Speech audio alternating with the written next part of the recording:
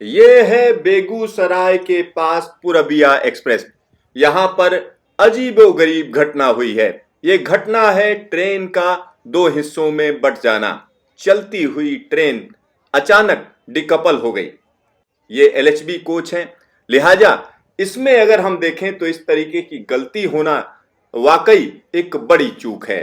अमूमन मालगाड़ियों में इस तरीके से होता है कि चलती हुई ट्रेन के दो हिस्से हो जाते हैं, और वो इसलिए होता है क्योंकि उसमें ज्यादा माल जब लाद दिया जाता है तो उसके कपलर टूट जाते हैं। ऐसी घटना होती रहती है मालगाड़ियों में, लेकिन यात्री गाड़ी में ये रेयर है इस तरीके की घटना। यहां आप देख सकते हैं कि पूरबिया एक्सप्रेस जब हम कह सकते हैं बेगूसराय के होम सिग्नल के पास में थी, तब अचानक इस ये डिकपल हो गई, यानी ट्रेन दो हिस्सों में बट गई।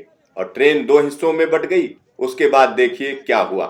सारे यात्री उतर लिए। और पूरबिया एक्सप्रेस की अगर हम बात करें तो ये सहरसा से आनंद विहार के बीच में चलती है और वहां से रवाना हो चुकी थी। तो पूरबिया एक्सप्रेस जब बेगूसराय के होम सिग्नल के पास पहुंची तभी ये घटना हुई। शाम को 4 बजे, यानी 30 जनवरी को शाम को 4 बजे ये ट्रेन दो हिस्सों में बट गई।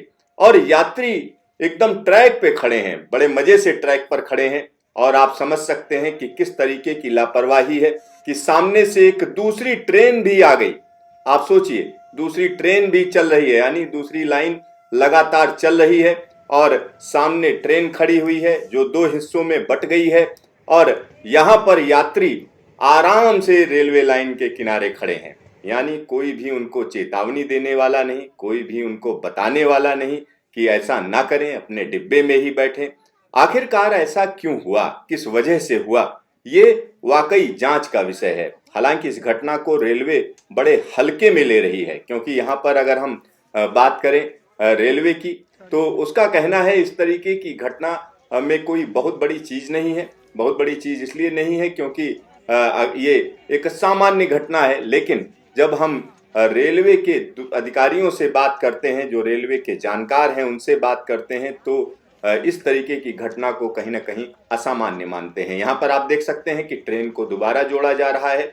जब इस तरीके की घटना होती है जिसमें खास तौर पर एलएचबी कोच वाली ये ट्रेन है पूरबिया एक्सप्रेस, और इसके दोनों डिब्बे अलग अलग हो जाएं, तो यहाँ पर मैं आपको एक और चीज बता दूं। जब एलएचबी कोच की हम बात करते हैं तो ये सेफ कोचेज माने जाते हैं। इनको ऐसा माना जाता है कि ये सेफ हैं आईसीएफ के मुकाबले, और इस तरीके की घटना इसमें नहीं होनी चाहिए। और इसमें कपलिंग का एक अलग तरीके का मैकेनिज्म होता है, क्योंकि दोनों डिब्बों के बीच में वेस्टिब्यूल जो होता है उसके बीच में इतना जगह नहीं होती है कोई कोई व्यक्ति उसमें बीच में घुसकर कपलिंग करे। लिहाजा इसमें खटका लगा होता है जिसके जरिए इसको कपल और डिकपल किया जाता है। तो यहाँ पर जब इस तरीके की घटना हो गई तो वाकई आप सोचिए कि अगर दोनों डिब्बों के बीच में कोई व्यक्ति हो तो उसके साथ क्या होता, किस तरीके की घटना हो जाती।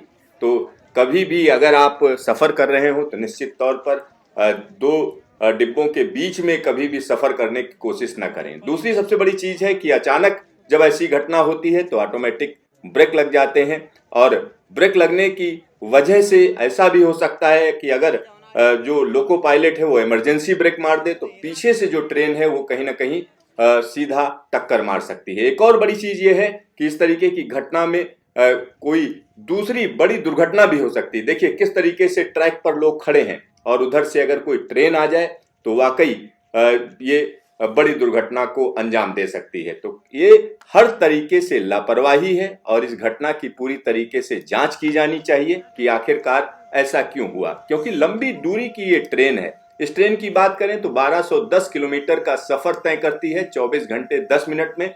और यहाँ पर आप देख सकते हैं कि किस तरीके से दूसरी ट्रेन पास से ही दूसरे ट्रैक से निकल रही है और लोग आराम से खड़े हुए हैं, यानी कोई भी इनको चेतावनी देने वाला नहीं है, बताने वाला नहीं है कि इस तरीके से उतरकर ट्रैक पर ना खड़े हों।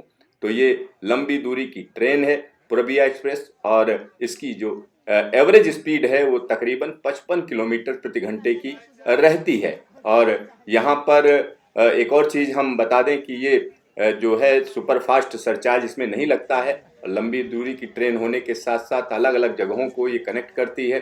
और यहाँ पर सहरसा, बरौनी, हाजीपुर, छपरा, सिवान, देवरिया और गोरखपुर, लखनऊ, मुरादाबाद होते हुए ये आनंद विहार पहुंचती है। आने वाले दिनों में इस तरीके की घटना ना हो, इसके लिए रेलवे को पूरी तरीके से जांच पड़ताल करके इसकी तह में जाना होगा कि आखिरकार ऐसा हुआ क्यों, और जो लोग इसके लिए जिम्मेदार हैं उनको कहीं ना कहीं सजा दी जानी चाहिए, उन पर कहीं ना कहीं कार्रवाई होनी चाहिए। तो यहाँ आप देख सकते हैं कि किस तरीके से एक बड़ी दुर्घटना होते होते बची।